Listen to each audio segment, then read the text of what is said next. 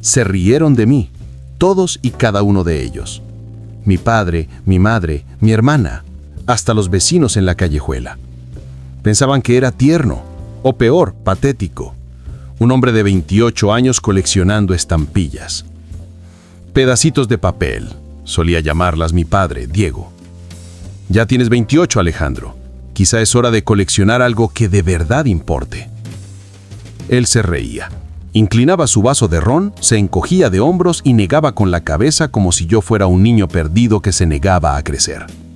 El sol de la tarde se colaba por la ventana de la sala en nuestra casa en el barrio La Soledad, aquí en Bogotá, dándole un brillo cobrizo al polvo que nunca terminábamos de quitar de las fotos familiares. En esa luz, mi padre siempre parecía un juez. Pero esos pedacitos de papel eran mi mundo. Eran lo único que tenía sentido. Cada estampilla contaba una historia, susurrada desde otro tiempo, otra vida. Un rey, una revolución, una guerra, un amor olvidado, todo sellado en tinta y color, en relieves que la lupa revelaba como universos. Cuando la sostenía bajo el suave resplandor de la lámpara de mi escritorio, no veía solo papel, veía significado, veía historia, veía humanidad. Empecé a coleccionar cuando tenía solo 8 años. Mi abuelo materno, que se había ido a Londres antes de que yo naciera, le había enviado a mi madre una carta en 1942. Murió joven, pero esa carta sobrevivió. La estampilla que traía era azul, descolorida, ligeramente rota en un borde. Recuerdo mirarla durante horas, preguntándome qué tipo de hombre, qué tipo de manos la habrían tocado antes que yo. ¿Qué pensaría él mientras la pegaba en ese sobre, pensando en su hija al otro lado del océano? Ese fue el inicio. Ahí fue donde todo comenzó. El germen de una pasión que se convirtió en obsesión, en refugio. A lo largo de los años, construí algo extraordinario. No fue fácil.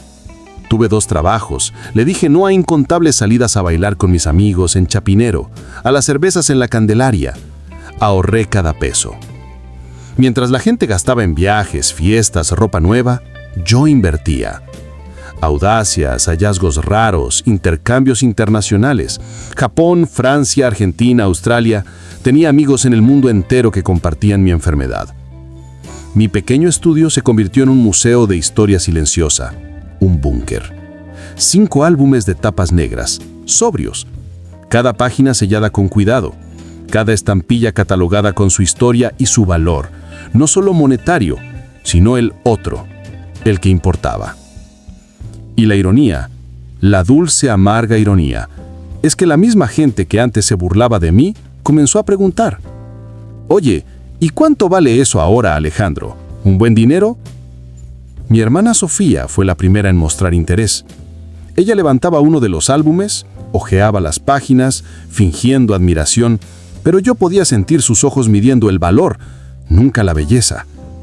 Su respiración se aceleraba un poquito. Luego se unió mi madre, Valentina. «Deberías guardarlos en un lugar más seguro, mi amor», decía ella, mientras me servía un tinto bien cargado. «Alguien podría, ya sabes, llevárselos». En ese momento pensé que se preocupaba. Creí que su instinto materno había notado el valor de mi esfuerzo. Ahora lo sé. Estaba midiendo mi guardia. Estaba probando la fragilidad de mi candado. No era rico. Vivía tranquilo, con modestia. Pero los expertos lo decían. La colección era única, invaluable. Algunas piezas databan de 1800. Ediciones raras del Imperio Británico, impresiones coloniales tempranas de Venezuela, sellos de guerra limitados de Cuba. Nunca pensé en venderlos. El dinero nunca fue la brújula. Eran mi legado.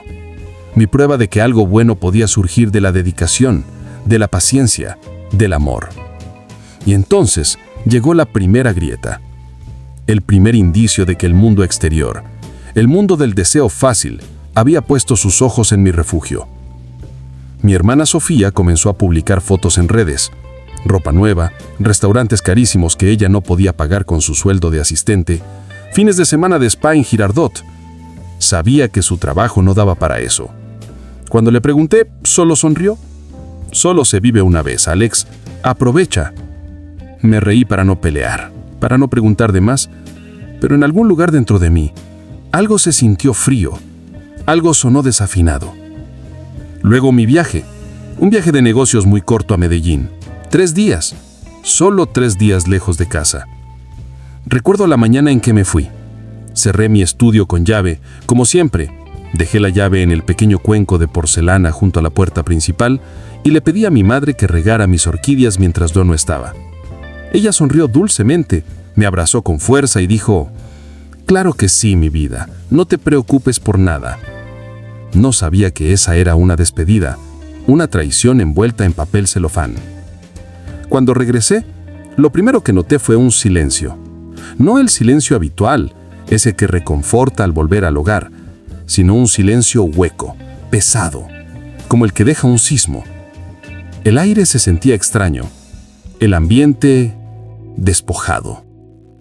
Caminé hacia mi estudio y me congelé. El estante donde se alineaban mis álbumes estaba vacío. Mi corazón se detuvo. Mi cerebro intentó racionalizar. Tal vez los había movido. Tal vez los había enviado a tazar. Tal vez... Pero no. Yo conocía cada centímetro de esa habitación. Y ese espacio frío, en blanco, era como una herida abierta, sangrando silencio. Caí de rodillas, abrí cajones, cajas, armarios, nada. El pestillo de la ventana estaba abierto. La alfombra, justo debajo, ligeramente corrida como si alguien hubiera pisado allí recientemente con prisa. Y entonces lo vi. Una sola página rasgada de mi catálogo manuscrito, tirada en el suelo, medio arrugada. La página que usaba para rastrear las piezas más raras. La estampilla azul de Londres de mi abuelo estaba marcada allí con una X roja. Mis manos comenzaron a temblar. Quise gritar, pero ningún sonido salió. Solo me quedé allí mirando el estante vacío, sintiendo el pulso en mis oídos, el rugido sordo de la sangre. El trabajo de toda mi vida, desaparecido. Cada sacrificio, cada noche sin dormir, cada sueño, borrado. Llamé a mi madre. Nada. Volví a llamar. Luego a mi hermana, directo al buzón de voz. Probé con mi padre. Y la llamada entró. «Papá», dije apenas respirando, «¿entraste a mi apartamento? Las estampillas no están». Hizo una pausa, demasiado larga. Luego su voz, tranquila, condescendiente, esa voz de siempre. «Alejandro, cálmate. Son solo cosas. Quizás las perdiste de vista. ¿No estarás exagerando?» Yo conocía ese tono seco, medido, que usaba siempre que mentía con convicción. Colgué y abrí mi laptop, buscando desesperadamente una distracción, una coartada para la realidad. Fue entonces cuando lo vi, la nueva publicación de mi hermana. Una foto brillante y soleada, llena de una alegría impostada.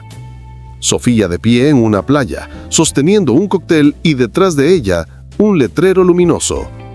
Villa privada en Maldivas, paraíso frente al océano.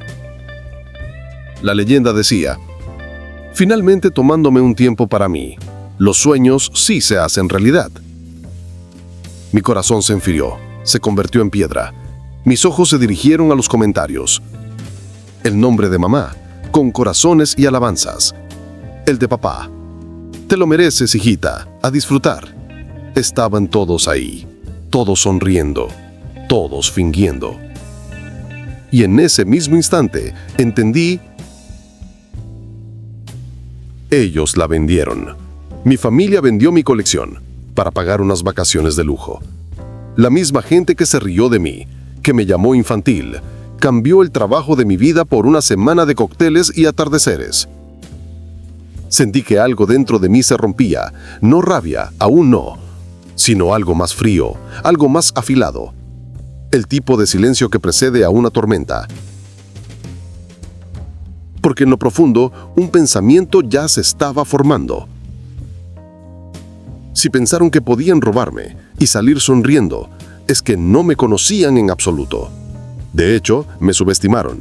No solo lo hicieron con cuidado, sino que esa misma cautela me aterrorizó, porque cuanto más silencioso es el robo, más clara y más profunda es la traición. Me senté en el borde de mi sofá, la camisa arremangada, el apartamento de repente ajeno, hostil. La lámpara sobre el escritorio proyectaba un círculo pálido en el suelo donde habían estado mis álbumes. Abrí mi teléfono y comencé el trabajo lento y metódico de un hombre que despierta en una pesadilla y decide que no va a seguir durmiendo. Primero, los pasos obvios. ¿Llamar a la policía? Lo pensé. Luego lo descarté. ¿Qué patrulla entendería la pérdida de papel como un crimen? ¿A qué detective le importarían unas estampillas? El robo olía doméstico. Denunciarlo solo les avisaría que yo estaba sobre ellos. Necesitaba evidencia. Necesitaba apalancamiento. Así que colecté pruebas como un cirujano recoge instrumentos. Fotografié el estante vacío, la página rasgada del catálogo y el pestillo de la ventana abierto. Navegué por las redes sociales de mi hermana, guardé capturas de pantalla de cada publicación en Maldivas, cada comentario de mis padres, cada emoji de corazón. Registré las llamadas. Anoté la hora exacta en que dejé mi apartamento y la hora en que regresé. La precisión era mi arma ahora. Llamé a Marcela. Era un nombre que había guardado de un foro hacía años, una filatelista forense, el tipo de persona que podía mirar una perforación y decirte qué mina de carbón estaba ardiendo cuando se hizo el papel. Su correo electrónico una vez me ayudó a autenticar una pieza de guerra japonesa. Nunca esperé necesitarla bajo estas circunstancias.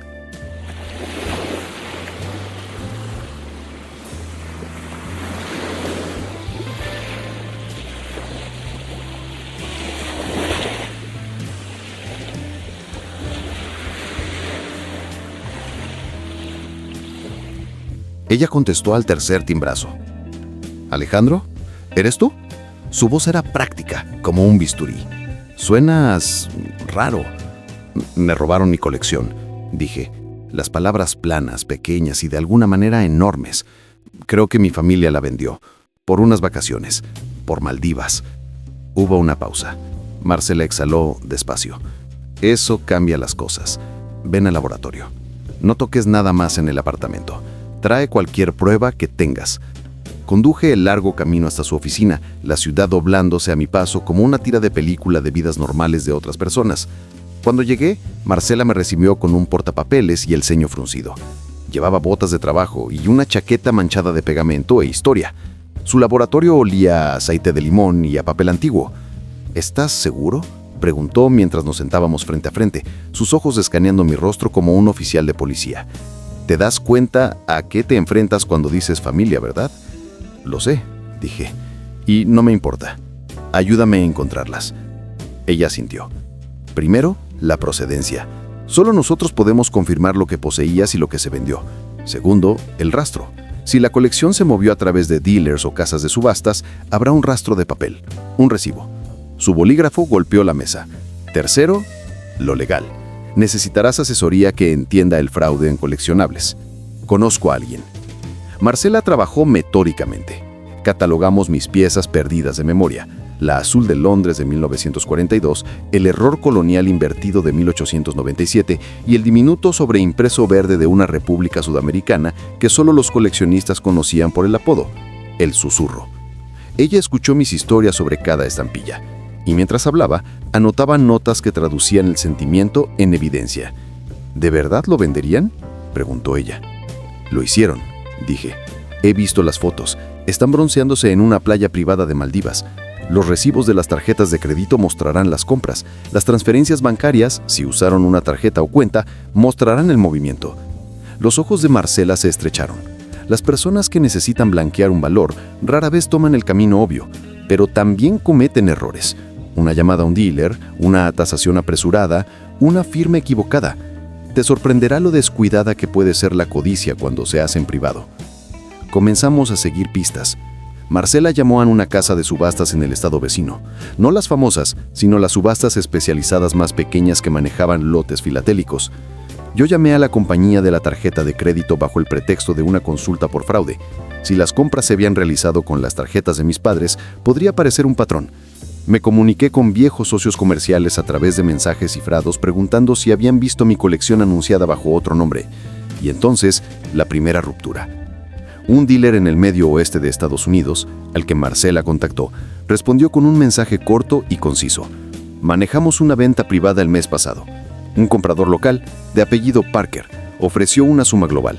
No tomamos fotografías. No divulgamos identidades sin una orden judicial.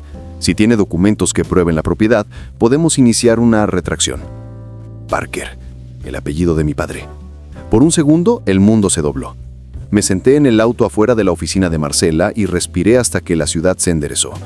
Pensé en la risa de mi padre, en la forma en que había llamado a la obra de mi vida papelitos.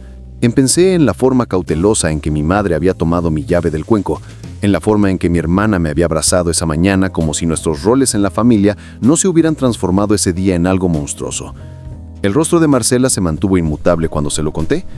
Entonces no son solo ellos, son ellos y alguien que pensó que podía comprar valor sin hacer preguntas.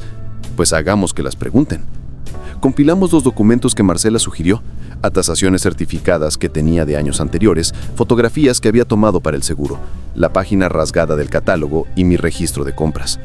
Marcela redactó una carta a la casa de subastas y al dealer. Presenté una denuncia policial citando robo y pidiendo ayuda para rastrear la venta.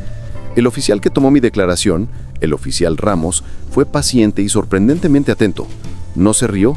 Anotó los números de serie de ciertas estampillas que describí. Se tomó mi angustia en serio, de una manera que se sintió como un pequeño acto de caridad. Luego fui a enfrentarlos. Pensé que la verdad sería una daga, que perforaría y que finalmente dejarían de las máscaras. Me equivoqué. Fue a un espejo. Los reflejó, pero solo la versión que querían que yo viera. Mi madre abrió la puerta antes de que yo pudiera tocar. Su sonrisa era practicada.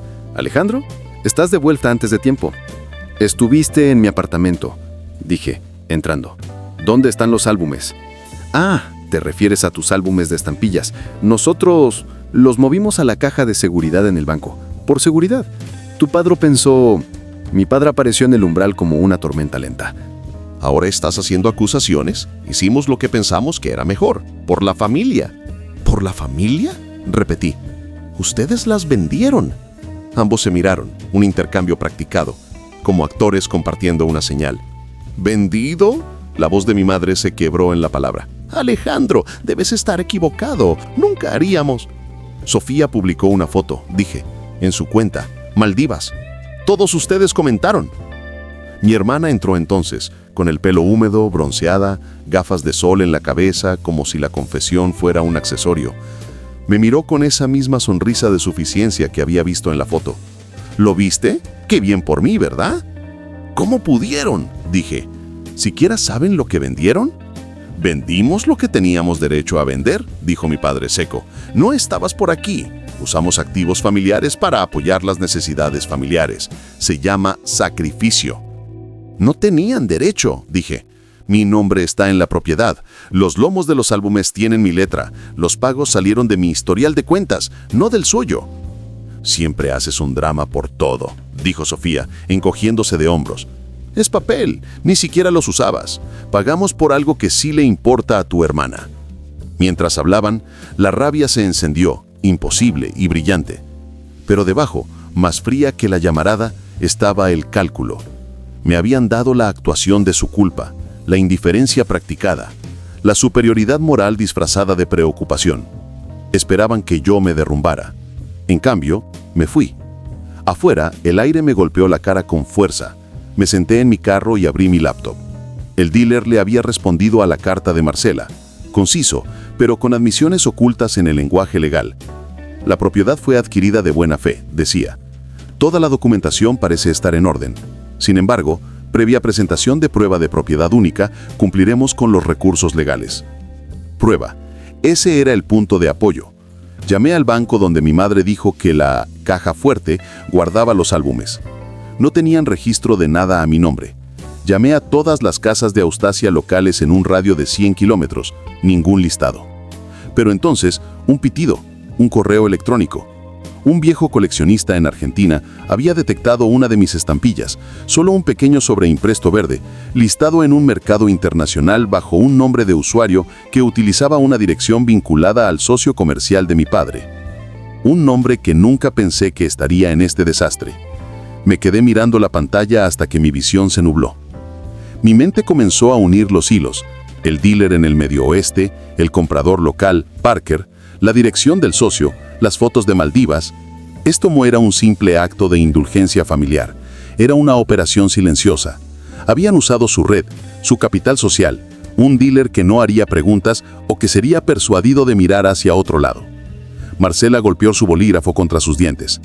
Ahora construimos el rastro de papel, dijo. Pedimos registros de cuentas, recibos de transferencia, citamos a donde sea necesario y me miró con esa claridad feroz en la que había llegado a confiar. Planeamos nuestra revelación. No te equivoques, Alejandro. Esto les dolerá y también expondrá exactamente quién se aprovechó de ellos y por qué. Mientras las horas se convertían en noche, hice lo que no había hecho en toda mi vida. Dejé de esperar que cambiaran por sí mismos. Comencé a planear.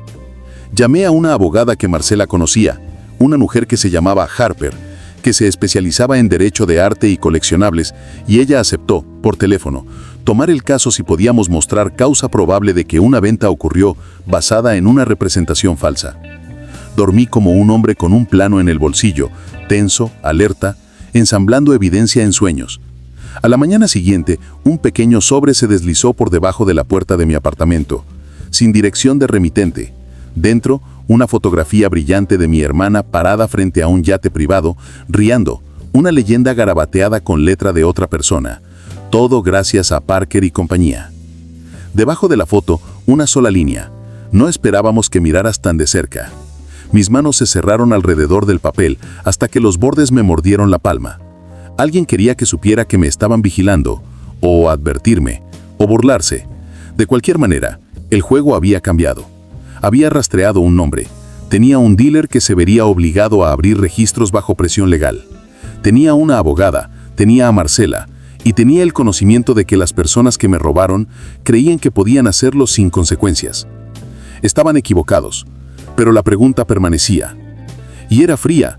¿Hasta dónde llegarían para cubrir sus huellas cuando su pequeña confluencia de mentiras comenzara a desmoronarse? La mañana siguiente no desperté. Me sobresalté.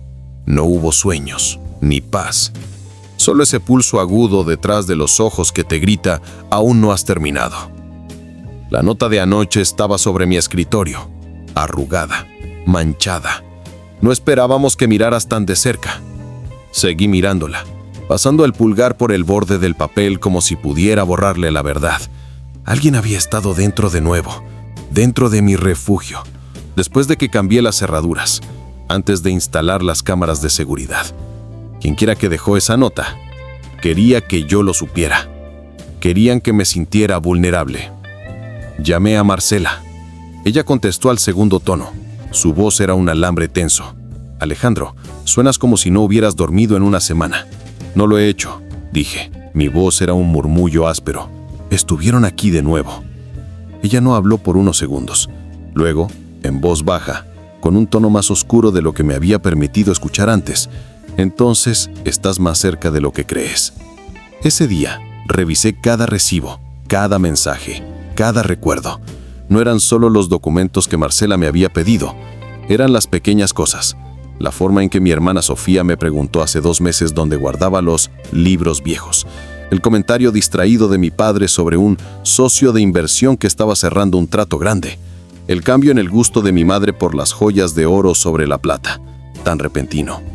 Saqué los registros telefónicos, los hilos de correo electrónico, alguien que pudiera mostrar dónde fue a parar el dinero, qué contactos se hicieron.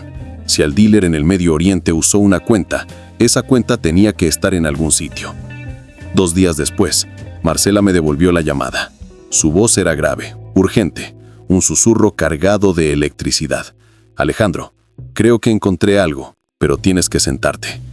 Ella había rastreado una de las estampillas, el Mercurio Rojo, una rara edición austríaca, una de las 7 únicas conocidas en existencia, vendida el mes pasado a través de una subasta primada en Singapur.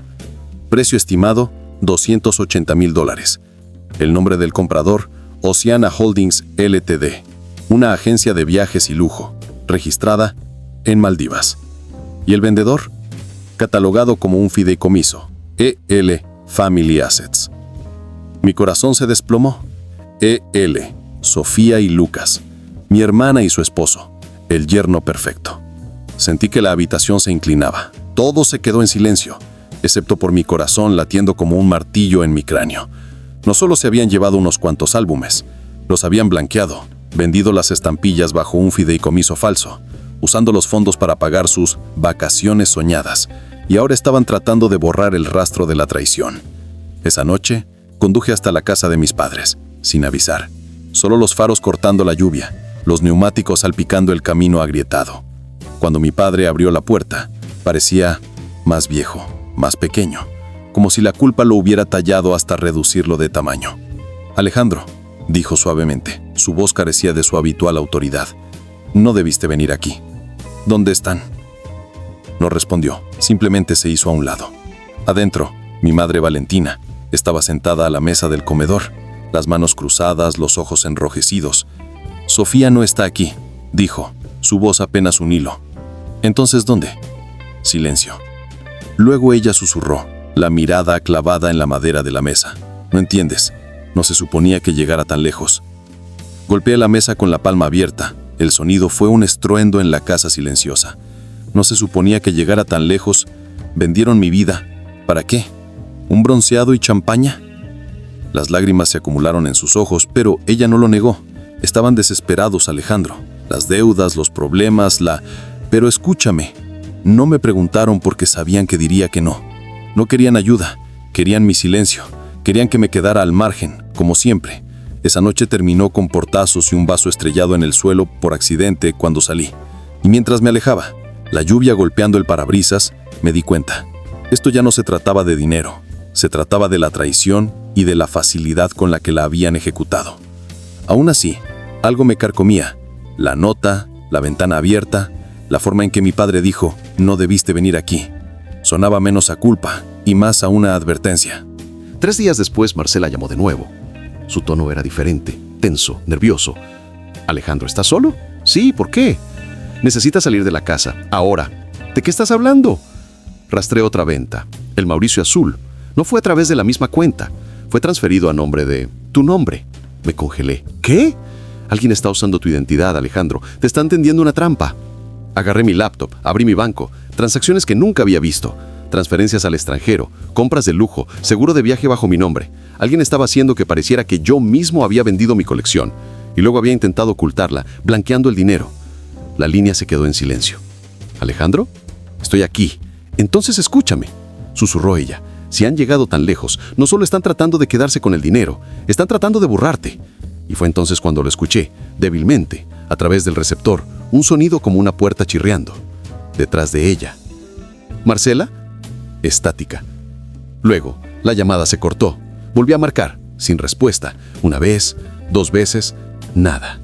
Y afuera de mi ventana, un coche encendido, motor en marcha, sin faros, solo esperando. El coche de afuera no se movía, solo estaba allí, motor bajo, sutil, casi inaudible, invisible detrás del parabrisas empañado por la humedad de la noche bogotana. Apagué las luces, una por una, hasta que la casa se hundió en el silencio y la oscuridad. Mi reflejo flotaba en la ventana como un fantasma. No parpadeé, no respiré.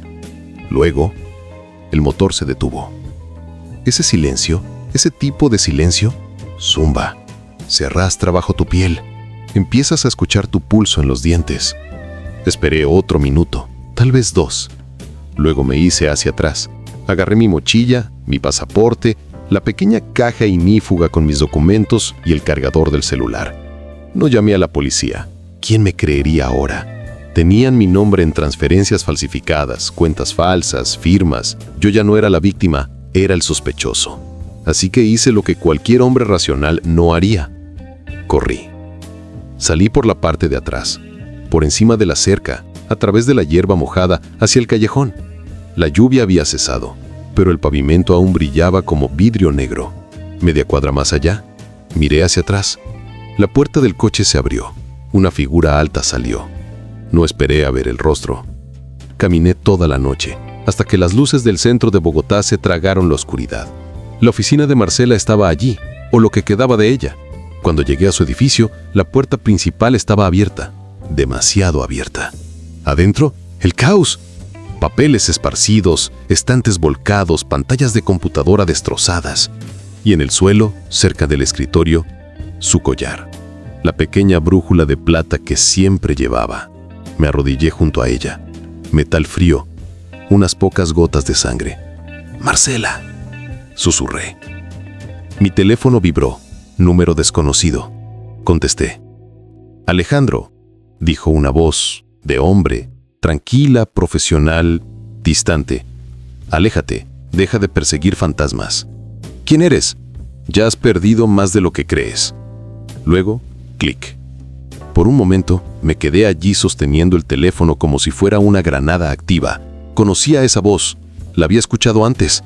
No en persona, sino en el fondo de mi vida. Grabaciones, viejos mensajes de voz. Era Lucas, el esposo de mi hermana, el yerno perfecto, el encantador estratega corporativo, el hombre que nunca levantaba la voz, nunca perdía la calma, nunca dejaba que nadie se acercara lo suficiente para ver las grietas. Y ahora finalmente entendí. Él estaba detrás de todo. Las cuentas farsas, la identidad robada, los encubrimientos. Sofía pudo haberlo comenzado, pero Lucas lo había convertido en una máquina, y aún no había terminado. Encontré un disco duro oculto en el cajón de Marcela, etiquetado EL Holdings. Encriptado, protegido contraseña, pero reconocí el formato, una de sus copias de seguridad forenses. Debió haber encontrado algo por lo que valía la pena matar. Lo tomé, lo metí en mi chaqueta. Luego corrí de nuevo. Al amanecer, estaba en el terminal de autobuses. Destino, cualquiera, solo movimiento. Cualquier cosa para mantenerme adelante. Mientras el autobús se alejaba, vi la ciudad encogerse detrás del vidrio. Cada sombra parecía una amenaza, cada sonido como una advertencia. En la siguiente parada, subió una mujer, pelo oscuro, gafas de sol, maleta pequeña. Tomó el asiento al otro lado del pasillo. No me miró, no sonrió. Pero después de unos minutos, se inclinó ligeramente y dijo en voz apenas audible: «No debiste ir a la oficina de Marcela». Mi corazón se detuvo. «¿Cómo sabes?». Ella levantó la mano. «Aquí no», dijo suavemente. «Están escuchando». «¿Quién eres?». Ella giró la cabeza entonces, justo lo suficiente para que yo viera su perfil. Mandíbula afilada, una leve cicatriz cerca de su labio. Se suponía que yo estaría en ese vuelo a Maldivas, con ellos. Mi cerebro tartamudeó.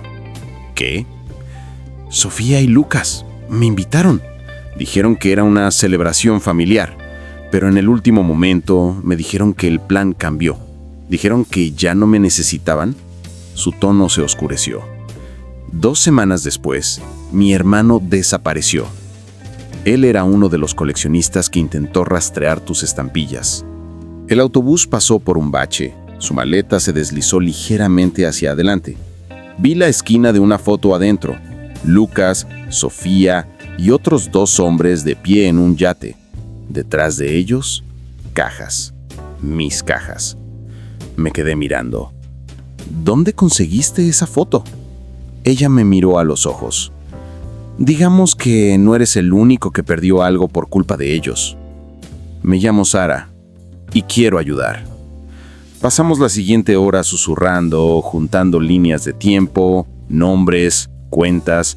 Sara también había estado excavando, en silencio, cuidado. Su hermano, un tasador independiente, había sido contratado meses antes por Lucas. Luego, desapareció. Ni rastro. Cuanto más me contaba, más encajaba. La subasta en Singapur, la identidad falsa bajo mi nombre, incluso la desaparición de Marcela. Todo conducía al mismo círculo. Una red privada de coleccionistas y corredores que blanqueaban artefactos robados. Monedas raras, estampillas, manuscritos. Lucas no solo estaba vendiendo mi colección, estaba construyendo un imperio sobre ella. Cuando el autobús finalmente se detuvo para cargar combustible en un pueblo costero, Sara me miró. Si vamos tras él, tenemos que ser inteligentes. Nada de policías, nada de mensajes. Tiene ojos por todas partes. Asentí. Pero antes de que pudiera hablar, lo vi, a través de la ventana. Otro coche, negro, encendido cerca de la estación. El mismo de mi casa en Bogotá. Sara siguió mi mirada. Su expresión se endureció. Te encontraron. Tragué saliva. ¿Ahora qué? Ella abrió su maleta revelando un pequeño teléfono satelital, identificaciones desechables y lo que parecía ser un dossier impreso. Me entregó una página, una foto de pasaporte escaneada. Lucas, bajo otro nombre. Sello de salida, Aeropuerto Internacional de Male, una semana a partir de ahora. Sara me miró y dijo, con una certeza fría que me atravesó la médula: ¿quieres justicia? Entonces vamos a Maldivas. Y por primera vez desde que comenzó esta pesadilla, sentí algo parecido a la esperanza. No paz, no seguridad, sino propósito. Porque si mi familia vendió mi vida por el paraíso, entonces yo iba a llevar el infierno al paraíso. El cielo sobre el océano Índico tenía el color del metal magullado. Incluso el paraíso se ve diferente cuando huyes por tu vida. El vuelo a Malé tomó 21 horas, 3 transbordos, sin dormir y el constante zumbido de paranoia en mi pecho. Cada rostro parecía familiar, cada tos sonaba ensayada. Me sorprendía a mí mismo encogiéndome cada vez que alguien rozaba mi hombro. Sara estaba sentada a mi lado, tranquila, indescifrable. Ella ya había hecho esto antes: el pasaporte falso, los boletos codificados, los aterrizajes silenciosos. Yo no. Mis manos no dejaban de temblar, incluso cuando la azafata me preguntó si quería un café. Cuando las ruedas finalmente tocaron la pista, Sara se acercó más. A partir de este momento, susurró: somos fantasmas. Nada de llamadas, nada de mensajes, 0 errores. Afuera, el aire se sentía espeso, como respirar a través de terciopelo. Las palmeras se mecían perezosamente sobre la terminal y en algún lugar un altavoz reproducía música suave, una voz cantando sobre el amor, el sol y la libertad. Todo lo que pude pensar fue: vendieron mi alma por esto. Nos deslizamos por la aduana usando las identificaciones falsas: Alexandru Varga y Sara Tan. Turistas, prometidos, celebrando un supuesto aniversario. Sara sonrió dulcemente al oficial. Yo intenté hacer lo mismo. Mi pulso latía tan fuerte que pensé que toda la terminal podría escucharlo. Afuera, un hombre con una camisa blanca sostenía un cartel: el señor y señora Varga. Sara lo había arreglado: una lancha rápida privada al resort, el mismo de la foto, el que salió en la publicación de mi hermana. El agua brillaba color turquesa mientras nos alejábamos de la isla principal. El sol se estaba poniendo, tiñendo el horizonte de oro que sangraba. Habría sido hermoso, de no ser por el peso que me oprimía las costillas. Saqué el dossier que Sara me había dado. El alias de Lucas es David Clark. Ocupación: inversor independiente. Fecha de llegada: hace 2 días. Resort: Coral Haven Private Villas, Suite Océano 7. Él ya estaba aquí. Sara señaló una pequeña isla en el mapa. Ahí es donde se aloja. Reservó a nombre de la empresa Oceana Holdings, la misma que compró tu estampilla Mercurio Rojo. Hizo una pausa. Si todavía está moviendo producto, ¿tendrá contactos aquí? Quise incluso un comprador final. Asentí, aunque mi estómago se revolvía. Esto ya no era solo por el robo, era un negocio, una red, y yo había sido su primera víctima colateral. Cuando atracamos, el personal del resort nos saludó con el tipo de sonrisas que aparecen en las revistas de viajes, brillantes, de plástico, perfectamente entrenadas. «Bienvenidos a Coral Haven», dijo uno de ellos, entregándonos toallas frías y copas de champaña. Su vina está lista. Nuestra villa se encontraba en el extremo más lejano del muelle, aislada, envuelta en vidrio y luz. Desde ahí podía ver el océano extenderse sin fin y justo más allá el tenue contorno de otra villa, la Suite 7, la villa de Lucas. Esa noche, mientras Sara desempacaba, me escabullí a la terraza. El agua debajo era oscura, viva, susurrante. En la distancia, música tenue flotaba sobre la laguna. Risas, una voz de mujer, la voz de Sofía. Mi pecho se apretó. No podía ser, pero cuando levanté los binoculares, la vi. Mi hermana de pie junto a Lucas en la terraza. Sostenía una bebida, sonriendo, su cabello brillando a la luz de las velas. Como si nada hubiera pasado, como si ella no hubiera reducido mi mundo a cenizas. Sara salió silencio detrás de mí. ¿Los ves? Asentí. Bien, porque ahora sabemos que están juntos y podemos hacerles creer que nosotros no. El plan era simple. Mañana nos mezclaríamos, actuaríamos como turistas, observaríamos, recogeríamos pruebas. Sara había escondido una microcámara en sus gafas de sol. Yo llevaría un reloj que no era realmente un reloj. Grababa audio y GPS. Pero los planes nunca sobreviven al contacto con el enemigo. A la mañana siguiente me despertó un suave golpe en nuestra puerta. Servicio de habitación, excepto que no habíamos pedido nada.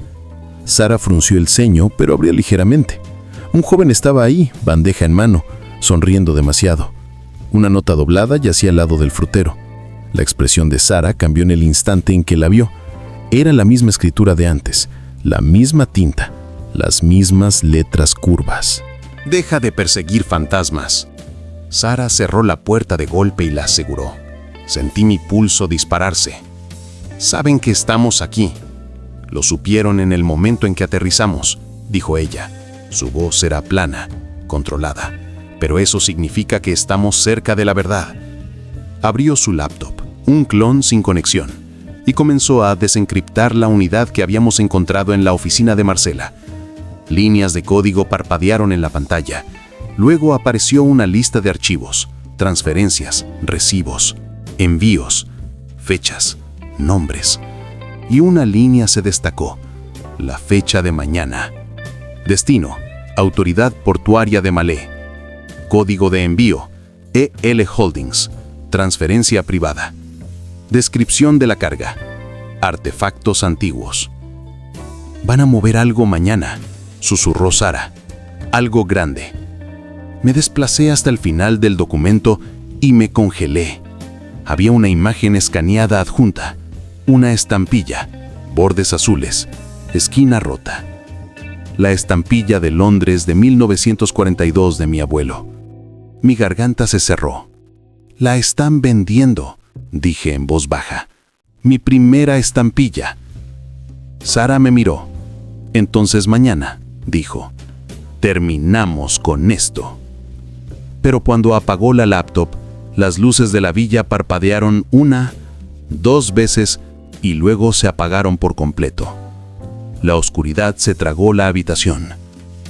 Afuera, lo escuché, débil pero inconfundible. Pasos. Suaves, cuidadosos, acercándose a la terraza. El susurro de Sara cortó la oscuridad. Alejandro, están aquí. El sonido de esos pasos, suaves, deliberados, se me subió por la columna como hielo. Afuera, las olas susurraban contra la madera, lentas y rítmicas, como si estuvieran contando hacia atrás. 1, 2, 3. Sara me indicó que me quedara quieto. Se movió silenciosamente hacia la esquina, agarró la pequeña linterna táctica de su bolso y la puso en modo rojo. Un delgado rayo de color sangre se deslizó por el suelo, atrapando el borde de la puerta de vidrio. Las sombras se movían afuera. 2 figuras, tal vez 3. No eran personal del resort. Sus movimientos eran demasiado precisos, demasiado silenciosos. Sara articuló con los labios. Puerta trasera. Asentí. Nos deslizamos hacia el pasillo trasero, las tablas del suelo crujiendo bajo nuestro peso como si nos estuvieran traicionando. Agarré la caja ignífuga, su laptop y la pequeña unidad encriptada. Todo lo demás se había ido. Luego, un clic, el sonido de un candado siendo probado. Estaban dentro. Sentí mi corazón golpeando mis restillas. Sara susurró, «Corre». Corrimos hacia la salida trasera, los pies descalzos y silenciosos sobre la madera, la adrenalina ahogando cualquier otro sonido. Detrás de nosotros, la puerta se abrió de golpe. Voces, masculinas, toscos, no locales, acentos británicos, tal vez australianos. Me giré una vez. Vi el destello de un cañón de pistola bajo la luz de la luna. Luego estábamos afuera, corriendo por el estrecho paseo marítimo que conectaba las villas. El mar se extendía a ambos lados. Vidrio negro interminable, sin cobertura. Un disparo partió la noche. El sonido rompió la calma. Hizo eco en la laguna. Astillas de madera salpicaron cerca de mi pierna. Sara me jaló hacia adelante. Corrimos hasta que llegamos al muelle principal, donde habíamos llegado esa mañana. Los botes estaban amarrados, silenciosos, meciéndose con la marea. No había tiempo para pensar. Sara saltó al más cercano, cortó la cuerda y encendió el motor. El motor tartamudeó, luego rugió. Detrás de nosotros, más gritos, más disparos. ¡Vamos!, grité. El bote se lanzó hacia adelante, cortando el agua oscura. Las balas silbaron a nuestro lado, golpeando la superficie con suaves y mortales salpicaduras. Luego, silencio de nuevo, solo viento, sal y el palpitar del motor. No nos detuvimos hasta que las luces del resort fueron solo un tenue resplandor detrás de nosotros. Finalmente, Sara cortó el motor. Flotamos en la oscuridad, respirando con dificultad. Durante mucho tiempo, ninguno de los dos habló. Luego dije, sabían nuestros nombres, Sara. Sabían exactamente dónde encontrarnos. Ella asintió, mirando el horizonte. Hay un topo, alguien de adentro. Tal vez el gerente del resort, tal vez la aduana. Lucas tiene gente en todos lados. Me recliné atrás, tratando de ralentizar mi pulso. El océano se extendía sin fin en todas direcciones. Hermoso, vacío, aterrador. Sara sacó una pequeña linterna de su bolso. Revisó la unidad de nuevo. Ya no se trata solo de estampillas, Alejandro.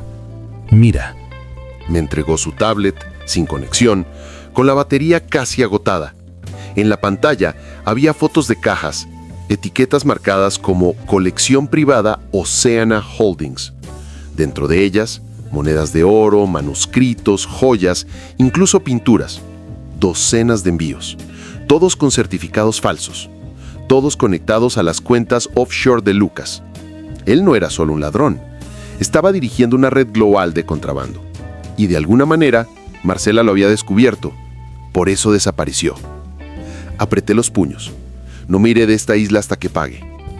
Sara me estudió por un momento. Tú quieras venganza, yo quiero respuestas. Podemos conseguir ambas. ¿Cómo? Encontramos el envío mañana, antes de que salga del puerto. Si conseguimos pruebas, podemos exponer esto. Interpol, aduanas, todo. No escapará. Asentí lentamente. El primer toque gris del amanecer se desangraba en el horizonte. Necesitábamos un plan. Atracamos el bote en un pequeño muelle de mantenimiento. Vacío, aislado. Sara escondió el disco duro debajo de una tabla suelta, luego subimos hacia la orilla, donde los primeros trabajadores se estaban preparando para el día. Al mediodía, éramos fantasmas de nuevo, vestidos como turistas, gafas de sol puestas, sonrisas finas pintadas. Alquilamos scooters, nos dirigimos al lado industrial de Malé. El aire allí olía a diésel y sal, las calles zumbaban con ruido y caos. Al extremo más alejado del puerto, lo vimos. Una zona de carga cercada con alambre de púas, guardias de seguridad caminando, y allí, bajo una lorna, el contenedor. I.L. Holdings, envío número 237B, programado para partir en 6 horas. Sara tomó fotos acercándose a los códigos. Susurró. Necesitaremos acceso al manifiesto. Si podemos hacer coincidir esos documentos con las cuentas falsas, pero se detuvo a mitad de la frase. Sus ojos se fijaron en algo detrás de mí. Me giré. Sofía, mi hermana, de pie a 3 metros de distancia, vestida de blanco, el pelo recogido, las gafas de sol ocultando sus ojos, como si hubiera salido de un sueño o de una pesadilla que se olvidó de terminar. Por un momento, ninguno de los dos se movió. Luego ella sonrió, una sonrisa lenta, de suficiencia. «Alejandro», dijo suavemente, su voz tan tranquila como la recordaba. «Me preguntaba cuándo vendrías». La mano de Sara se apretó alrededor de mi abrazo. «No lo hagas», susurró. Pero era demasiado tarde. Di un paso adelante. «Sofía, ¿dónde está Marcela?»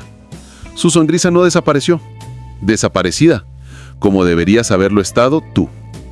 Detrás de ella aparecieron 2 hombres en traje, Del mismo tipo que los de la villa. Guardias. Sentí que mi garganta se cerraba. Allá la dio la cabeza. Nunca entendiste, ¿verdad? Nada de esto se suponía que fuera personal. Simplemente tú lo hiciste así. Sara buscó en su bolso, pero Sofía levantó una mano. No. Ella se acercó. ¿Crees que se trata de tus estampillas? Esos fueron solo el comienzo. Y entonces se inclinó lo suficiente para que yo viera mi reflejo en sus gafas y susurró. Tú eras la prueba, el experimento, y lo pasaste a la perfección. Antes de que pudiera reaccionar, uno de los guardias levantó algo, un pequeño dispositivo negro, y hubo un chasquido eléctrico agudo. El dolor explotó en mi pecho. Luego, la oscuridad. Lo último que escuché fue la voz de Sofía, tranquila y distante. Llévenlo a la villa. Decidiremos qué hacer con él al atardecer. Cuando desperté, no era de mañana. Era un lugar sin tiempo. Un zumbido bajo y constante llenaba el aire, firme, rítmico, mecánico. El olor a agua salada mezclado con desinfectante me quemaba la garganta. Algo pitaba suavemente cerca de mi cabeza. Mis muñecas atadas, no con cuerda, esposas de plástico, de grado industrial. Una única luz fluorescente parpadeaba sobre mí, zumbando como un insecto. Por un momento, no pude recordar cómo llegué allí. Luego volvieron los flashes, la voz de Sofía, la descarga eléctrica, la negrura que lo tragó todo. Giré la cabeza, lento, cuidadoso, y vi un cristal espejeado, una ventana de observación. Alguien estaba mirando. Mi voz salió áspera. ¿Quién está ahí? Silencio. Lo intenté de nuevo, más fuerte esta vez. ¿Dónde diablos estoy? Aún nada. Solo el zumbido tranquilo del aire acondicionado, el leve palpitar de mi corazón en mis oídos. Tiré de las esposas. No se movieron. Luego una voz, tranquila, masculina, filtrada a través de un altavoz sobre la puerta. «Buenos días, señor Carter». No era Lucas. No era nadie que reconociera. «¿Quién es usted?», dije. La voz ignoró la pregunta. «Ha estado dormido durante 6 horas. El sedante ha desaparecido. Por favor, mantenga la calma». «No voy a mantener la calma hasta que me diga qué es esto». Una pausa. Luego, el siseo de una puerta automática que se desbloqueó. Se deslizó lentamente, revelando a un hombre con un traje gris pálido, sosteniendo una tableta. 40 y tantos, cabello plateado, ojos afilados. El tipo de rostro que parecía no haber sonreído nunca sinceramente. Entró, estudiándome. «Mi nombre es Dr. Hubble. Trabajo con el Fideicomiso Oceana». Me reí secamente. ¿Fideicomiso Oceana? Ese es el mismo nombre que en los manifiestos de envío. Él asintió. Sí, ha sido bastante minucioso en su investigación. ¿Dónde está Sara? Ella está a salvo, por ahora. Me incliné hacia adelante tanto como las restricciones me lo permitieron. ¿Qué quieren de mí? Caminó más cerca, sus zapatos silenciosos sobre el suelo pulido. Quiero entenderlo, Alejandro. Usted es una anomalía fascinante. ¿Anomalía? Sí. Inclinó ligeramente la cabeza. No se suponía que interfiriera. Se suponía que firmara el contrato, tomara la herencia y se fuera. Pero en cambio, investigó. Preguntó, conectó puntos que nunca debieron conectarse. Sentí que la ira crecía en mi pecho. Estaba hablando como si esto fuera algún tipo de experimento. Él sonrió débilmente. Lo es. Tocó su tableta y la pared espejeada parpadeó, convirtiéndose en una pantalla transparente. Detrás de ella, una vasta sala de control. Decenas de monitores mostraban transmisiones de cámaras en vivo, islas, villas, muelles de envío, almacenes e incluso vestíbulos de hoteles. En una de las pantallas, un pequeño bote a la deriva cerca de un atolón. Sara, aún viva. Me quedé mirando. ¿Qué es esto? El programa Oceana, dijo Hubble. Una prueba de comportamiento, diseñada para medir la lealtad, la gula y la resiliencia. La riqueza, cuando se introduce de repente, expone las fallas humanas. Algunos colapsan bajo ella, otros se adaptan. Usted resistió. Mi boca se secó. ¿Me está diciendo que todo esto fue falso? ¿El testamento, la propiedad, las estampillas, todo? Oh, es todo real, señor Carter. No fabricamos la realidad aquí, señor Carter. Nosotros dirigimos. Sentí un escalofrío recorrer mi espalda. Entonces, ¿qué? ¿Soy solo una rata de laboratorio? Es una prueba de concepto. Colocó la tableta sobre la mesa mostrando un gráfico, mi nombre, biometrías, marcas de tiempo, incluso patrones de frecuencia cardíaca mapeados a lo largo del tiempo. Sus decisiones han sido monitoreadas desde el primer correo que abrió. Cada elección registrada, cada desviación anotada. Mi trancante se apretó. ¡Hackeó mi vida! Él sonrió. La diseñamos. Por un momento no pude respirar. Todo, el abogado, la villa, los documentos, incluso esa maldita herencia que prometía la colección, todo había sido orquestado. Susurré. ¿Por qué? Se inclinó hacia adelante y dijo, porque el caos revela la verdad, y la verdad es valiosa. Lo miré fijamente. Está demente. Quizás, dijo enderezándose, pero lucrativo. Se giró para irse. Espere, dije. Sofía, ¿dónde está? Hizo una pausa en la puerta. Ella está aquí, pero me temo que su hermana no es quien usted cree que es. Y luego se fue. La puerta se cerró con un silbido. Me quedé allí sentado, el pulso acelerado, los pensamientos en espiral. ¿No es quien creo que es? ¿Qué demonios significaba eso? Pasaron horas, tal vez más. La luz no cambiaba, el tiempo no tenía bordes en ese lugar. Finalmente la puerta se abrió de nuevo. 2 guardias entraron flanqueando a Sofía. Parecía tranquila, serena, vestida con el mismo atuendo blanco de antes, nítido, casi estéril. Su expresión era indescifrable. «Hola, Alejandro». Quise gritar, exigir respuestas, pero mi garganta se negó. Así que solo dije en voz baja, ¿por qué? Ella suspiró suavemente. Siempre necesitaste saber por qué. Eso es lo que te hizo perfecto. Me reí amargamente. ¿Perfecto? Me tendiste una trampa, Sofía. Me usaste. Su mirada se suavizó. No, Alejandro. Te elegí. Eras el único en quien podía confiar para que no rompieras las reglas hasta que lo hiciste. ¿Confiar? Escupí, me drogaste, hiciste que unos hombres nos persiguieran con armas. Tú no se suponía que dispararan, dijo ella bruscamente. Su máscara se rompió por un segundo. La ira parpadeó. Esto no estaba destinado a llegar tan lejos. Se suponía que vieras los límites, no que los cruzaras. ¿Qué límites? Ella respiró hondo. El programa no se trata de dinero, se trata de control. Querían probar hasta dónde podían estirarse los lazos emocionales antes de que un sujeto se rompiera. Tú y yo éramos la fase final. La miré fijamente. ¿Nosotros? Ella asintió lentamente. Soy parte de esto, pero no por elección. Necesitaban una variable de control, alguien con ADN compartido, alguien que anclara tus reacciones. Entonces me estás diciendo... He estado aquí durante meses, Alejandro, observándote, alimentándoles datos. Pero luego comenzaste a excavar demasiado profundo, y Lucas entró en pánico.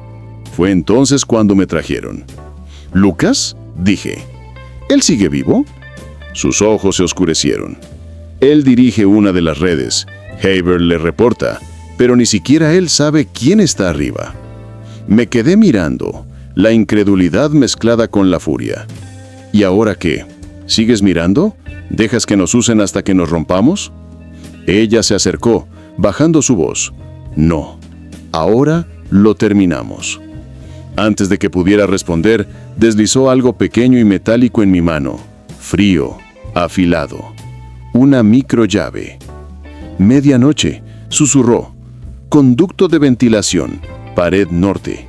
No confíes en nadie más que en Sara. Los guardias se movieron y ella retrocedió, volviendo a ponerse su máscara, fría, indiferente. Adiós, Alejandro. La puerta se cerró. Me quedé mirando la llave, sus bordes mordiéndome la piel. Y por primera vez desde que comenzó esta nesadilla, sentí un destello de algo real, esperanza. El reloj de la pared no se movía, nunca lo hacía. Pero en algún lugar dentro de mí, supe cuándo era medianoche. El aire cambió, más frío, más denso, lleno de electricidad silenciosa, como si el mundo contuviera la respiración antes de una tormenta. Había estado repitiendo las palabras de Sofía en mi cabeza durante horas. Conducto de ventilación, pared norte, no confíes en nadie más que en Sara. Cada sílaba tenía peso, cada pausa, peligro. Me senté lentamente, sintiendo las esposas de plástico clavarse en mis muñecas. No eran de metal, demasiado suaves para cortar, demasiado fuertes para romper, pero la llave que ella me había dado no era para estas. Miré a mi alrededor. El conducto de ventilación en el techo, alto, de acero inoxidable, apenas lo suficientemente grande para una persona. Y cerca de la pared norte, debajo de una placa de acero atornillada al suelo, vi una ranura estrecha, débil, casi invisible. Me dejé caer de rodillas, fingiendo estirarme. Las cámaras parpadearon lentamente. Una pausa entre los barridos de vigilancia. Deslicé la microllave en la ranura. ¡Clic! La placa se levantó lo suficiente para que pudiera meter los dedos. Abajo, oscuridad. Una corriente de aire frío se elevó desde abajo, con olor a sal y maquinaria. Dudé. Una vez que bajara, no habría vuelta atrás, pero quedarme tampoco era una opción. Bajé por el estrecho conducto.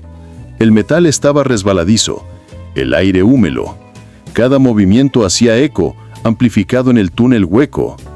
En la parte de abajo, luces de emergencia tenues pulsaban en rojo, como un latido. El pasillo se extendía sin fin, en ambas direcciones. Me susurré a mí mismo, norte, norte, y me moví hacia la izquierda. El suelo se inclinaba hacia abajo y pronto pude escuchar el zumbido de los motores, no pequeños, turbinas. Oceana no era solo una instalación, estaba flotando, una base de investigación, un barco. No podía decirlo, pero la constante vibración bajo mis pies me decía, el mal estaba cerca. Después de unos minutos, llegué a un cruce. 3 túneles se ramificaban. Un teclado brillaba débilmente en la pared, marcado con las letras OS-13. Presioné la ranura de la tarjeta de acceso. Nada. Entonces recordé. Sara. No confíes en nadie más que en Sara, dijo Sofía. Eso significaba Sara. Estaba aquí, en algún lugar. Toqué el auricular, todavía metido detrás de mi oreja. No lo habían notado cuando estaba inconsciente. Un milagro. Susurré, Sara, si puedes escuchar esto, necesito una señal, lo que sea. Estática. Luego, un débil crujido. Alejandro. Su voz, débil, tensa, pero real. Gracias a Dios. ¿Dónde estás? Bajo cubierta 3, cerca del almacén. Han movido la colección aquí. Está sellada en una bóveda etiquetada como O37. Las estampillas. Sí, planean enviarlas por barco por la mañana, subastarlas como activos anónimos. Exhalé lentamente. Entonces tenemos hasta el amanecer. Ella dudó. Alejandro, escucha. Hay una anulación maestra. Si la activamos, podemos apagar toda la red, pero está en el nexo de control, ala este. Lo que significa que tenemos que separarnos. Odié esa respuesta, pero ella tenía razón. De acuerdo, dije. Ve a la bóveda. Yo encontraré el nexo. Alejandro, escucha. Una vez que lo alcances, usa el código... Su voz se cortó. Un chillido agudo lo reemplazó. Retroalimentación, como metal desgarrando el aire. Luego, silencio. ¿Sara? Susurré. ¡Sara! No respuesta. Las luces rojas parpadearon, 1, 2 veces, y luego se apagaron. Por un segundo, pensé que me había quedado bliego. Luego se encendieron las luces de respaldo, azul pálido, parpadeantes, débiles. Un sensor de movimiento pitó detrás de mí. Pasos. Lentos. Pesados. Demasiado pesados para Sofía. Demasiado deliberados para los guardias. Me agaché detrás de una tubería, conteniendo mi respiración. El sonido se hizo más fuerte. Botas, raspando contra el metal, arrastrando algo. Luego apareció una figura en el pasillo. Alto, ancho y sin lugar a dudas, familiar. ¿Lucas?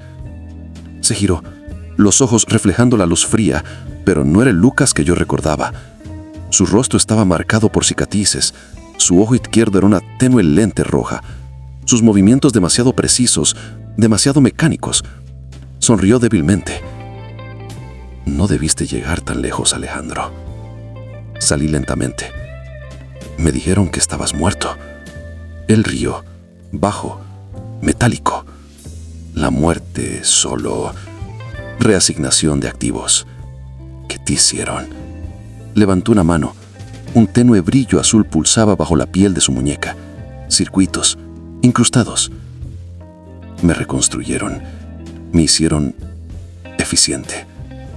Mi estómago se revolvió. Te convirtieron en una máquina. Inclinó la cabeza. Mejor que ser obsoleto. ¿Dónde está Sara? Volvió a sonreír. A salvo. Por ahora. Pero tú eres una variable que ya no podemos permitirnos. Luego se movió, imposiblemente rápido. Me lancé a un lado mientras su mano se estrellaba contra la pared, abullando el metal. Saltaron chispas. Era fuerte. Inhumanamente fuerte. Agarré una tubería suelta del suelo y golpeé. Conectó, apenas. La tubería se dobló por la mitad. Ni siquiera se inmutó. Siempre tan terco, dijo. Siempre tratando de salvar a la gente que no puede ser salvada.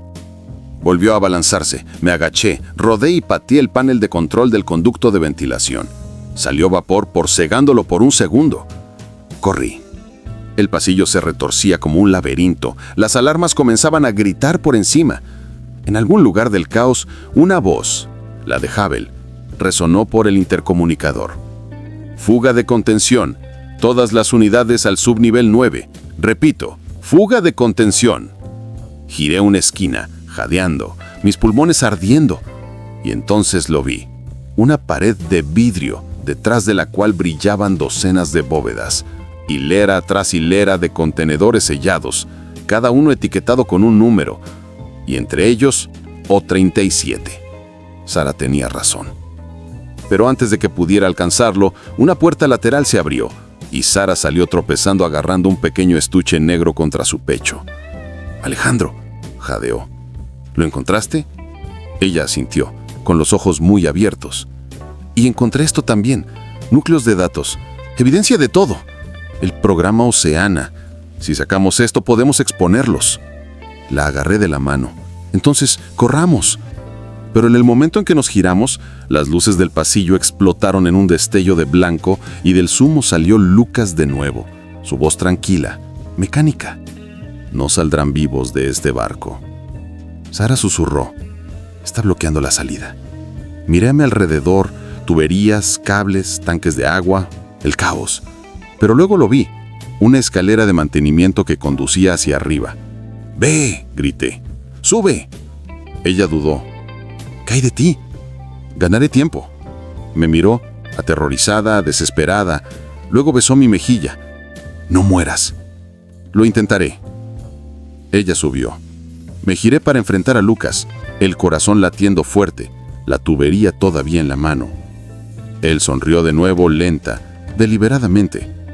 «Los gestos heroicos no cambiarán tu resultado, Alejandro». Exhalé. «Tal vez no, pero cambiarán el tuyo».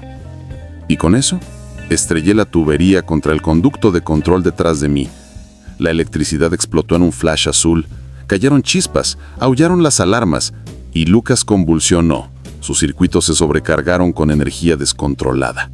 El barco tembló, las luces murieron, y mientras el mundo se hundía en la oscuridad, susurré: «Esto no ha terminado». Agua, por todas partes. El pasillo se estaba inundando. Rápido. Las tuberías silbaban y estallaban como venas que cedían bajo presión. Las alarmas rojas se agitaban a través de las paredes metálicas, pintando el caos en flashes de sangre. Sara subía, sus pulmones ardían, sus dedos resbalaban en la escalera de acero. Abajo podía escuchar el zumbido de la maquinaria colapsando y luego silencio. ¿Alejandro?, susurró sin aliento. No hubo respuesta, solo el agua subiendo, susurrando como algo vivo.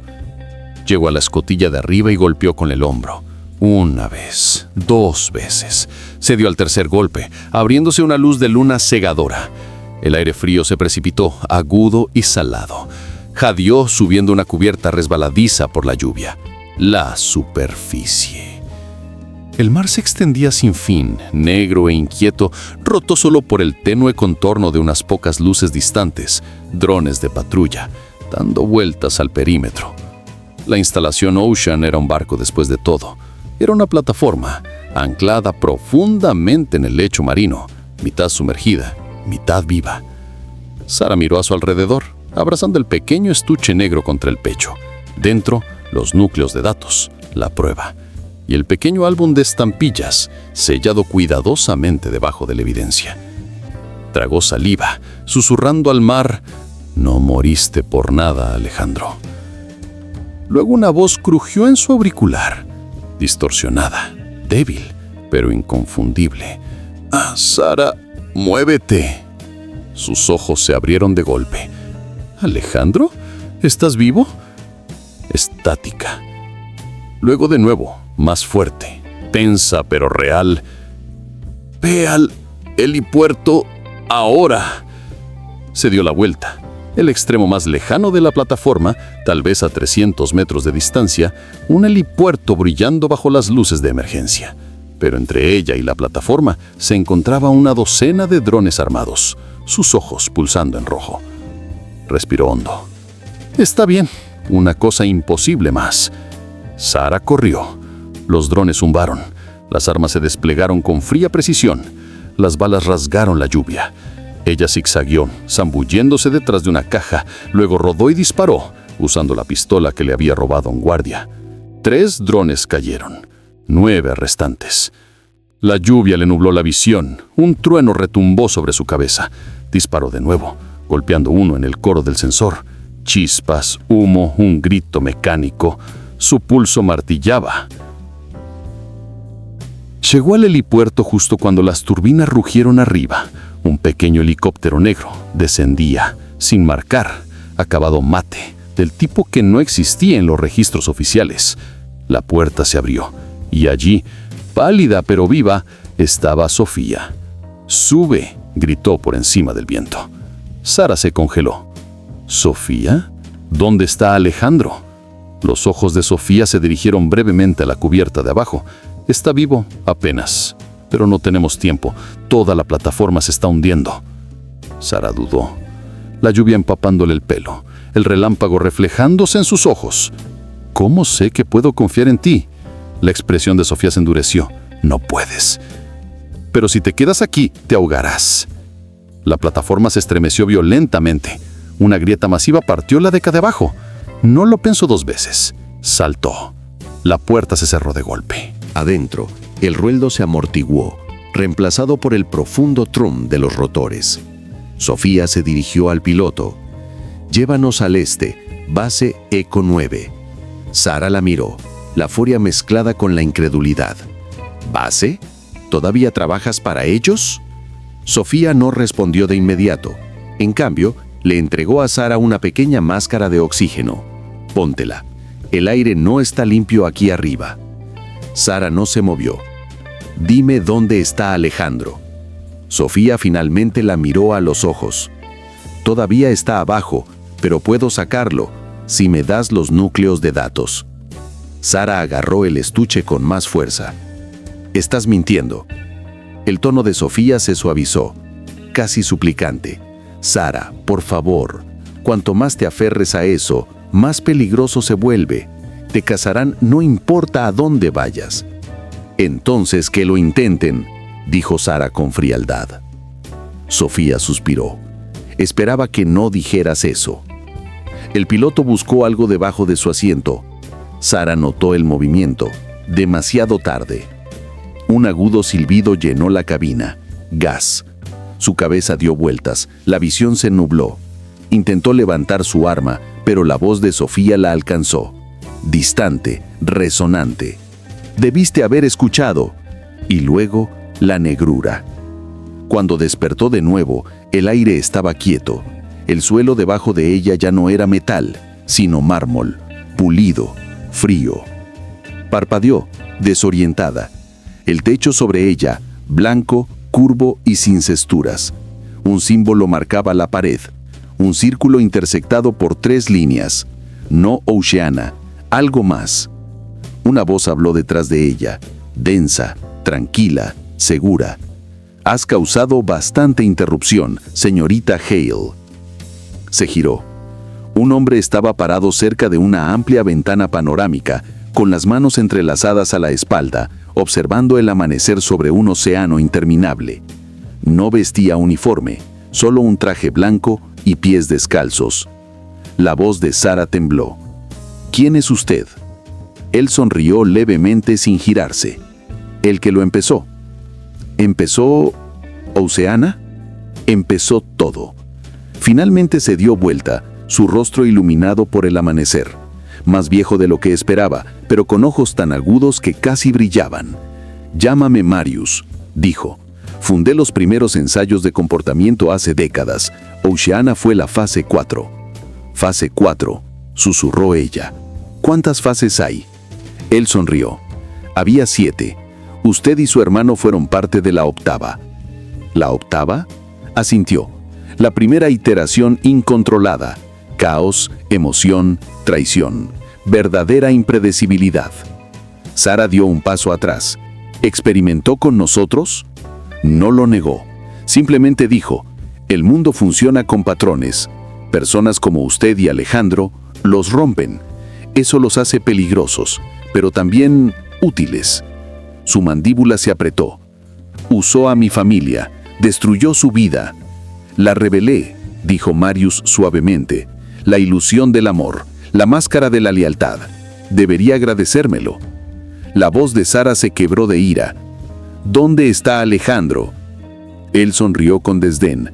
En camino, aunque dudo que le agradezca cuando llegue. Las puertas se abrieron. Y ahí estaba él, Alejandro, vivo, a duras penas. 2 guardias lo empujaron hacia adelante.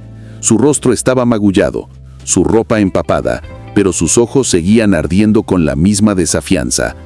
Sara se congeló. Alejandro. Él la miró, sin calor, sin alivio, solo silencio. Marius se interpuso entre ellos, su voz suave y dominante. Ahora terminemos la prueba. El corazón de Sara palpitaba. ¿Qué prueba? Marius hizo un gesto hacia ellos dos. La última elección. Solo uno de ustedes sale vivo de esta habitación. Silencio. Un silencio tan pesado que se sentía vivo, presionando contra las paredes, arrastrándose bajo la piel, esperando. Sara no podía moverse. Alejandro estaba al otro lado de la habitación, empapado, temblando, con los ojos fijos en ella, no con ira, ni siquiera con confusión, sino con algo más frío, resignación. Marius caminó lentamente entre ellos, su traje blanco inmaculado a pesar del caos exterior. Sonrió, esa sonrisa tranquila y deliberada de un hombre que creía haber ganado ya. Los humanos, comenzó suavemente, hablan del amor como si fuera infinito, pero no lo es. Es un recurso, finito, condicional. Cuando se ven obligados a elegir entre la supervivencia y la compasión, el amor muere primero. Se dirigió a Alejandro. Has demostrado ser terco, resistente, impredecible. Rasgos admirables. Pero los sujetos impredecibles son pasivos. Luego a Sara. Tú, en cambio, tienes la capacidad de razonar, lógica, lealtad. Podrías liderar, pero solo si lo dejas ir. Sara apretó los puños. Nunca. Cuidado, interrumpió él. Las palabras tienen poder, y también las elecciones. Hizo un gesto, y uno de los guardias se adelantó, colocando 2 pistolas idénticas sobre una mesa de cristal entre ellos. 2 armas, 2 resultados, dijo Marius con calma. Uno de ustedes sale de esta habitación, el otro lo asegura. La respiración de Sara se cortó. Está loco. Él sonrió débilmente. No, señorita Hale, soy un científico. Alejandro dio un paso tembloroso hacia adelante. ¿Cuál es el punto de esto? El punto, dijo Marius, es ver qué queda de ustedes cuando no queda nada que perder. La habitación se oscureció. Las paredes detrás de ellos se iluminaron, mostrando su pasado, las estampillas, su infancia, la traición, la inundación, todo. Cada recuerdo parpadeando como una cuchilla. La voz de Sara tembló. Esto no es una prueba, esto es tortura. Semántica, dijo Marius en voz baja. Comiencen. Los guardias se retiraron. La puerta se cerró detrás de ellos. Solo el zumbido de las máquinas y el sonido de las olas distantes llenaban el aire. Sara y Alejandro se miraron fijamente, congelados. Luego Alejandro exhaló, su voz ronca. «Quiere que uno de nosotros se rompa». Sara asintió, las lágrimas brillando en la luz estéril. «Entonces, no le daremos lo que quiere». Él negó la cabeza. «Si no jugamos, nos matará a ambos. Entonces morimos en nuestros propios términos». Marius los observó, curioso, como un niño observando hormigas en un laberinto de cristal. «Fascinante», murmuró. «Todavía se aferran al desafío, pero todo el mundo se rompe eventualmente». Alejandro se acercó a la mesa, lenta, deliberadamente. Recogió una arma y la giró en su mano, sopesándola. Luego miró a Sara. «¿Todavía tienes los núcleos de datos?» Ella asintió, escondidos dentro del álbum. Él sonrió débilmente. «Bien. Alejandro». Pero antes de que ella pudiera detenerlo, apuntó con el arma. No a ella, sino a Marius. «Fin de la prueba», dijo. Un fuerte clic. Nada. El arma estaba vacía. Marius rió suavemente, casi con amabilidad. «Oh, Alejandro, no pensaste que lo haría tan fácil, ¿verdad?», asintió con la segunda pistola. «Solo una está cargada, la otra simbólica. Elección, ¿recuerdas?». Sara miró la mesa. La otra arma brillaba bajo la luz estéril, pesada, real, esperando. La voz de Alejandro cayó a un susurro. «No lo hagas». Pero ella no se movió hacia ella. En cambio, miró a Marius. «Dime algo primero», dijo. «¿Por qué nosotros? De millones, ¿por qué nosotros?». Él sonrió débilmente. «Porque tu línea familiar lleva un patrón neurológico raro. Resistencia a la empatía. Procesan la emoción de manera diferente, menos predecible. Quería ver hasta dónde podía doblarse la lealtad antes de romperse». El corazón de Sara se retorció. «Entonces, ¿nacimos para esto?». «Diseñados para ello», corrigió él. Sus manos temblaron, pero su voz se volvió firme. «Entonces cometiste un error». «¿Así es?». «Asumiste que la empatía es debilidad». Ella se movió. Rápido, más rápido que los guardias pudieran reaccionar en las cámaras. Agarró el arma cargada, no para apuntar a Alejandro o a sí misma, sino a la pared de vidrio detrás de Marius. Un solo disparo resonó. La bala destrozó el cristal reforzado. Las alarmas sonaron al instante. El viento y el rocío del mar rugieron en la pristina cámara. Los papeles volaron. Las luces parpadearon. Marius se giró, sobresaltado, la primera vez que perdía la compostura. Sara gritó: «¡Ahora, Alejandro!». Él se lanzó hacia adelante, tacleando a Marius contra el suelo. Los dos forcejearon. Caos, ruido, metal chocando contra mármol. Sara corrió hacia la consola de control, cables chispeando por el cristal roto. En uno de los paneles lo vio. Acceso al núcleo, secuencia de anulación. Ella sacó los núcleos de datos del estuche, golpeándolos contra el puerto. La pantalla parpadeó, luego líneas de datos encriptados llenaron los monitores. Carga iniciada, zumbó el sistema. Marius luchó por ponerse de pie, sangre en el labio, la voz un gruñido. ¿Crees que esto cambia algo? No eres nada sin el sistema. Alejandro lo empujó hacia atrás, gritando: «Entonces veamos cómo vive sin él». La barra de carga alcanzó el 98%, 99%, 100%. Un zumbido bajo y atronador llenó la habitación. Luego, silencio. Las luces murieron, las pantallas se quedaron en negro, y Marius se congeló, la realización extendiéndose como veneno por su rostro. «Lo borraste», susurró. Sara no miró a los ojos. «No, lo liberé». Durante un largo momento, nadie habló.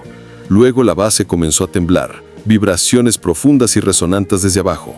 Alejandro se giró hacia la ventana, y el océano exterior había comenzado a brillar, débilmente al principio, luego más brillante, pulsando con olas de luz. Marius tropezó y se puso de pie. «¿Qué has hecho?». Sara miró fijamente el horizonte. «Oceania ya no es un sistema, está vivo. Está transmitiendo todo lo que has hecho, a todas las redes conectadas en la Tierra». El sonido de las palas del rotor cortó el caos, distante, haciéndose más fuerte. Helicópteros, docenas de ellos. Marius intentó correr. Alejandro lo agarró por el cuello. Se acabó el juego. Marius miró hacia atrás, los ojos ardiendo. «Te ahogarás con él». Alejandro sonrió. «Tal vez, pero al menos el mundo finalmente sabrá quién eres tú». Lo empujaron hacia el cristal destrozado. Tropezó una vez y cayó. El océano se lo tragó entero. El suelo se inclinó, la estructura colapsando. Bajo ellos, Sara agarró el brazo de Alejandro. «Tenemos que irnos». Corrieron hacia el pasillo de evacuación. El techo se agrietó, el agua se vertía. Cada sirena gritaba a la vez. Llegaron a la escotilla final. La luz del sol se filtraba a través del humo. Alejandro se volvió hacia ella, sin aire. «¿Todavía tienes las estampillas?». Ella sonrió débilmente a través del caos. «Siempre». «Entonces vámonos a casa». Irrumpieron por la escotilla, mientras toda la instalación estallaba detrás de ellos, un pilar de llamas y vapor que se elevaba hacia el cielo matutino. El helicóptero que había traído a Sara antes se cernía cerca. Un piloto se inclinó, gritando: «¡A bordo!». Lo hicieron. Mientras el helicóptero despegaba, los restos de Oceania se hundieron bajo las olas, tragadas por el mar que alguna vez gobernó. Sara se recostó, temblando, abrazando el álbum. Alejandro miró por la ventana, el sol naciente lavando su frente. Después de un largo silencio, susurró: «¿Crees que nos vendrán por nosotros?». Sara sonrió débilmente. «Que lo intenten». Y el helicóptero se perdió en el horizonte, mientras el océano de abajo brillaba, no con destrucción, sino con algo nuevo: libertad.